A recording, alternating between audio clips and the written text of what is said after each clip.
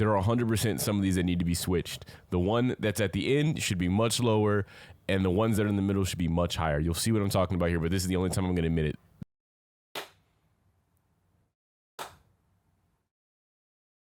That's taking up too much time. I'm slow capping because we are officially in the 30s, and you have decided to figure out what is in the 30s list for the 100 greatest cartoons for 2000s kids. And I gotta tell you, it's good.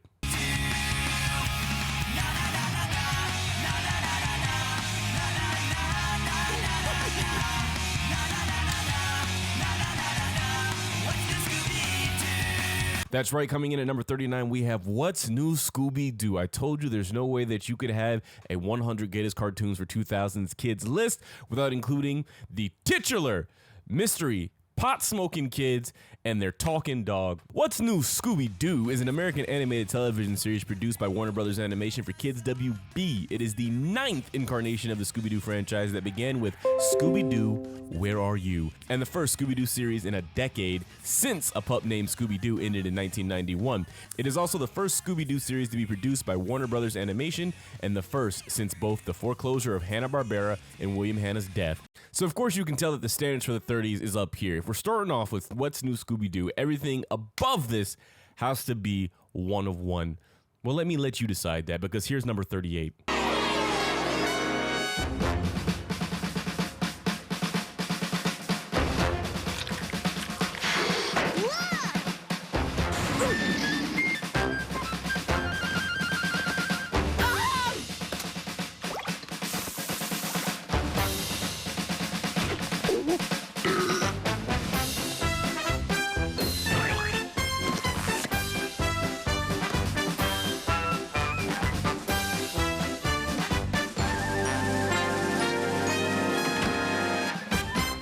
This is one of those shows that is innately nostalgia-filled. When you hear that theme song, you are transported to walking around in diapers, or at the very least with the juice box in your hand somewhere. So, Recess is an American animated television series created by Paul Germain and Joe Anzalabahiri, and produced by Walt Disney Television Animation, with animation done by Grissom. And we don't care about none of this. What we need to know is that it premiered September 13th, 1997, lasted for 4 seasons. Holy crap, I did not know it was 4 seasons. So it was the final season that they moved on to the 4th grade. The series ended on November 5th, 2001 with 65 half-hour episodes and 4 seasons in total. The success and lasting appeal of the series saw it being syndicated to numerous channels, including ABC, sister channels, Disney Channel, and Toon Disney.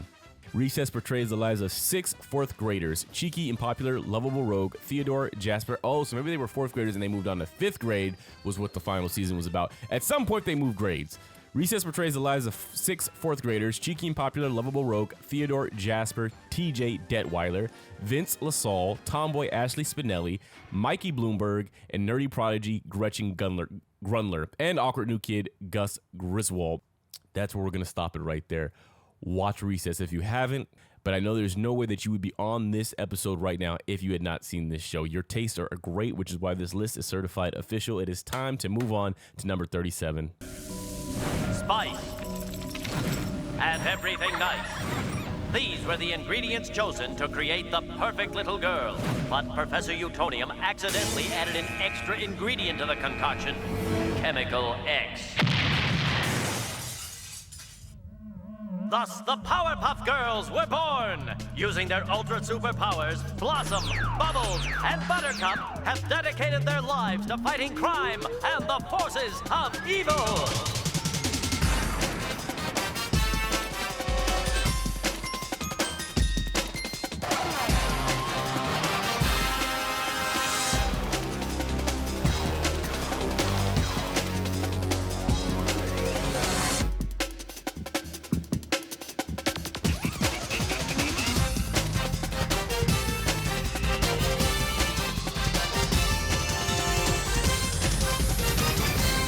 See, now some of you had some misogyny in your heart. I can feel it. You thought that we would only have women-led cartoon series in the bottom 50. You're wrong, because there were still some shows, some cartoons that were women-led, powerful, and iconic great. I argue there may not be a greater group of girls, may not be a more famous group of girls outside of the new movie that just came out, the K-pop Demon Hunters, that are bigger than the Powerpuff Girls, which is why at number 37 you have the Powerpuff Girls. Fighting crime, trying to save the day. Here they come just in time. The Powerpuff Girls. Powerpuff Girls is an American animated superhero television series created by animator Craig McCracken and produced by Hanna-Barbera. Later Cartoon Network Studios for Cartoon Network. I told you, Cartoon Network, man, they got some tough ones. They got some ones that might make this the most included network on the 100 Greatest Cartoons for 2000's Kids. The show centers on Blossom, Bubbles, and Buttercup, three kindergarten-age girls with superpowers. They live in the fictional city of Townsville with their father and creator, a scientist named Professor Utonium, and are frequently called upon by the city's mayor to help fight nearby criminals and other enemies. They could not let these iconic girls rest. We were getting a new series, apparently. I just clicked on it. It doesn't say. Here we go. On July 18, 2022, a second The Powerpuff Girls reboot was announced with Craig McCracken returning as the creator, director, and producer. The reboot meant to revisit and expand upon the world. We don't care. As of July 2024, the entitled second reboot is still in development. So at some point we will see these girls on the screen again, and they deserve to be on the screen again. They are that great. And it is time to move on to number 36.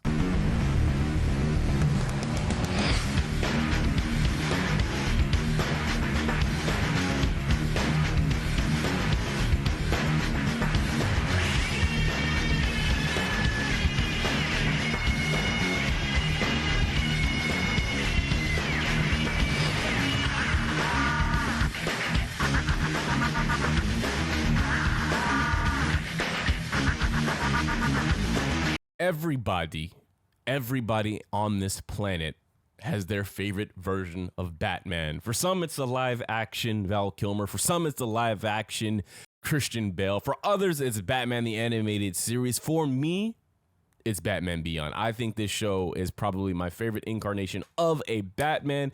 The futuristic setting, the music that they like, the techno-ish music that accompanied it, the mindset of this Batman being younger, the attitude that he brings to the Batman, seeing older Batman as the mentor, like everything about this world and this character to me are tens. Plot: in the then future of 2019, holy crap, we are 6 years past the then future of 2019. Bruce Wayne is in his late 50s. He looked way older than 50s. That was a rough 50.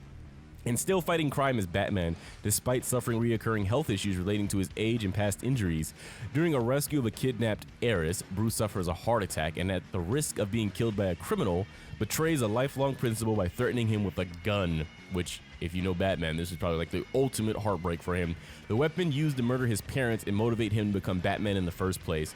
Realizing that if he continues to fight crime, he will inevitably have to break his strict code to never kill for survival, Bruce reluctantly decides to permanently retire as Batman. By this point, Alfred Pennyworth and Lucius Fox have both passed away. All of his rogues gallery have either reformed, gone into exile, retired, or passed away, and he has severed his ties with Superman and the Justice League. 20 years later. Okay, now that makes sense. He was definitely older when I saw him because he was older. 20 years later, Bruce lives alone in Wayne Manor with only the company of his Doberman Ace. And I still think that some adults have a Doberman dog because of this cartoon and how badass it looked next to Bruce Wayne. One night, teenage Terry McGinnis is chased by thugs onto the lawn of Wayne Manor, and he and Bruce fight them together. But Bruce has another heart attack shortly afterwards. Terry takes Bruce inside and takes care of him. Exploring the mansion, Terry discovers the Batcave and asks Bruce to let him take up the mantle. Origin story: there is more to Terry McGinnis. The only way for you to find out is to watch this freaking show or Google it. Anyway, that's your number 36. Time to move on to number 35.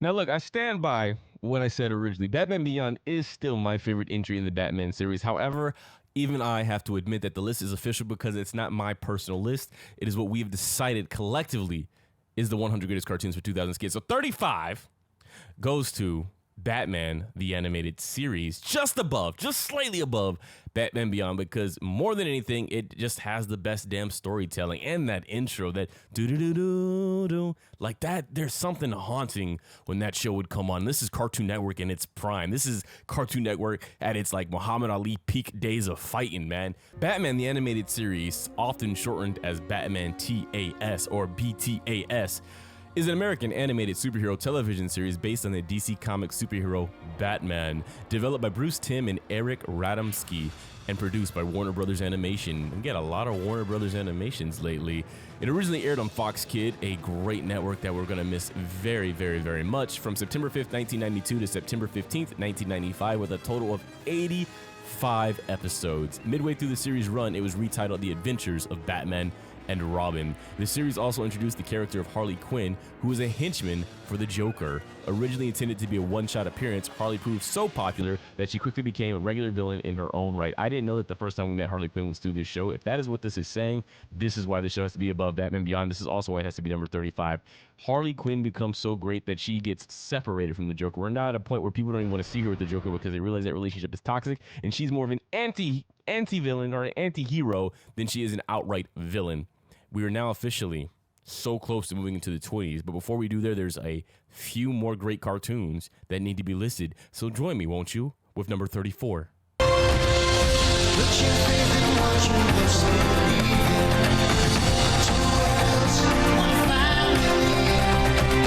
your heart, let fate decide to guide these lives, we see. Two worlds, one family.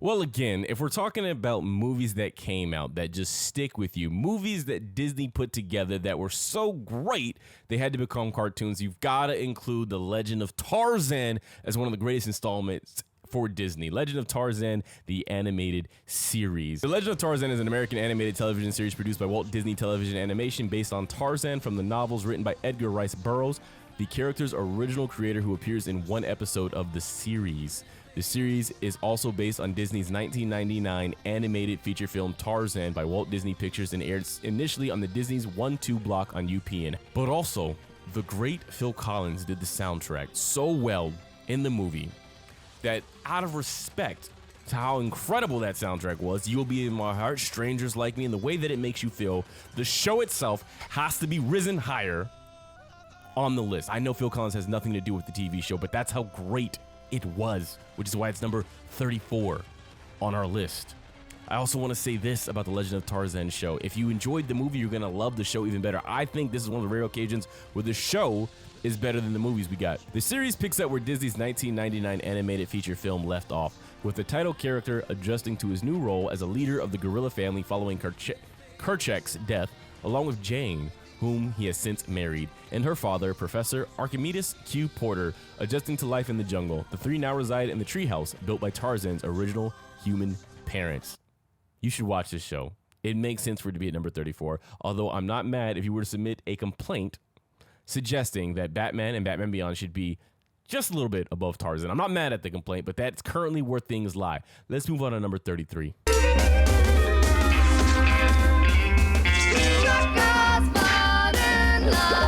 Rocko's Modern Life.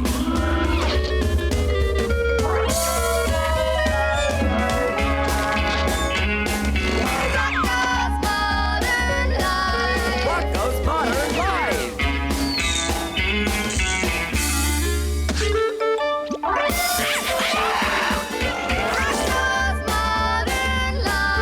Rocko's Modern Life.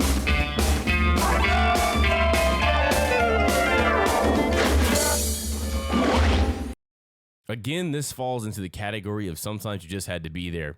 You had to be there and you had to see it for yourself in its initial glory. And if you were, you just know that there was something special about Rocko's Modern Life, which is why it comes in at number 33. Rocko's Modern Life is an American animated comedy television series created by Joe Murray for Nickelodeon. The series centers on the surreal life of an anthropomorphic Australian immigrant wallaby named Rocko and his friends, the eccentric steer, Heiferwolf, the neurotic turtle, Philibert, and Rocko's faithful dog, Spunky. The point is, it lasted for 4 seasons. It's a great watch, and it should definitely be on the list for 100 greatest cartoons for 2000's kids. So yes, Rocko's Modern Life is above Batman Beyond and The Legend of Tarzan. Deal with it. That is your number 33 on the list. Here we go to number 32. Mama had a chicken. Mama had a cow. Dad was proud. He didn't care how.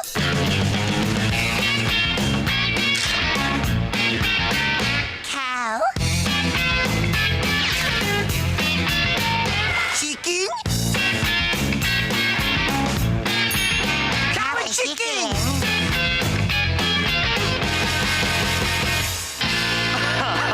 Somehow, Cow and Chicken is beating Batman and The Legend of Tarzan, and it is coming in at number 32. 32. That's crazy. It's a really good show, and I'm not going to sit here and lie to you. For 2000's kid, this is a really funny show. This is another one that hit in the peak of Cartoon Network. You had to be there to enjoy and understand how great this show was, and again, it blends some adult humor. I'm starting to see that my higher-rated shows have to have a little bit of adult punch to them. Precursor to Cartoon Network is Cartoons. So, of course, the OGs, the third in the series, Cow and Chicken, is going to be high on the list. It follows the surreal adventures of two talking animal siblings, Cow and Chicken. They are often antagonized by the red guy, a cartoonish version of the devil who poses as various characters to scam them. Again, when I talk about certain characters that stick out to you, you need to do a list one day on like the cartoons from on the characters from cartoons that were a little odd that stick with us as children, but we don't know why. And the devil would be on that list. This devil was flirtatious.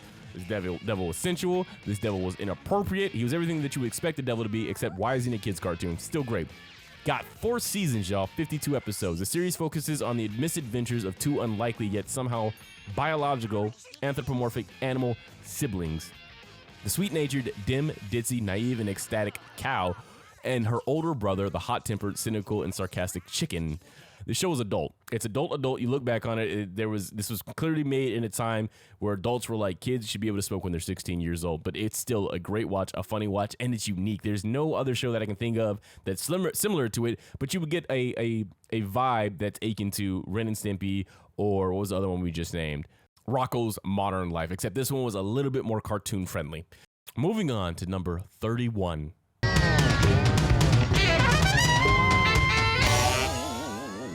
One fine day with a woof and a purr, a baby was born and it caused a little stir. No blue buzzard, no three-eyed frog, just a feline canine little cat dog. Cat dog. Alone in the world was a little cat dog.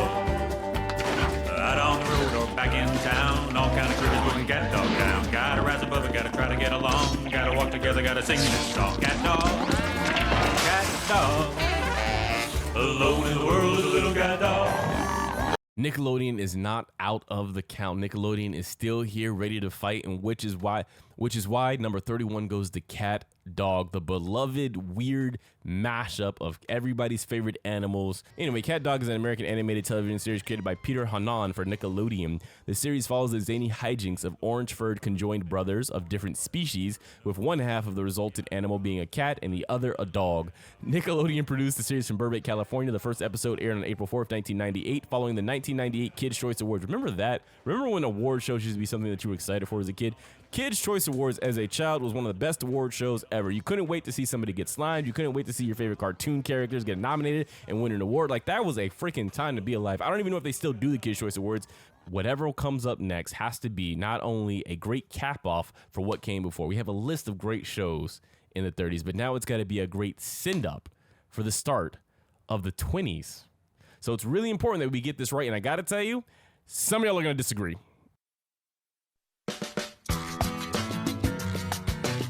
He wished on a dragon scale, and that's what started Dragon Tales. Around the room the dragons flew, but Emmy and Max knew what to do. They climbed on the backs of their dragon friends. Now the adventures never end. Dragon Tales, it's almost time for Dragon Tales. the Dragon Land. That's right, we're going back to preschool, y'all. I thought, and you thought, all of the elementary school shows were going to be at the bottom of the list of the bottom 50s. Nope, we're going to put some respect on goats that deserve to be recognized. This is a show that, again, every single one of us, whether we liked it or not, saw, know the theme song to. Coming in at your number 30 is Dragon Tales. Dragon Tales, Dragon Tales. And look, I have a soft spot for shows that would never get made today because the funding has been pulled for them. Dragon Tales is an animated educational fantasy children's TV series created by Jim Cohn and Ron Werdecker, developed by Crone, Wesley, Jet. We don't care. The series focuses on the adventures of two siblings, Emmy and Max, and their dragon friends, Cassie, Ord, and Zach and Wheezy. Series began broadcasting on PBS on their newly renamed PBS Kids block on September 16th, 1999. The series focuses on the adventures of 6-year-old Emmy and 4-year-old Max, two Mexican-American human siblings. Yeah, we do DEI over here. Call it what you want.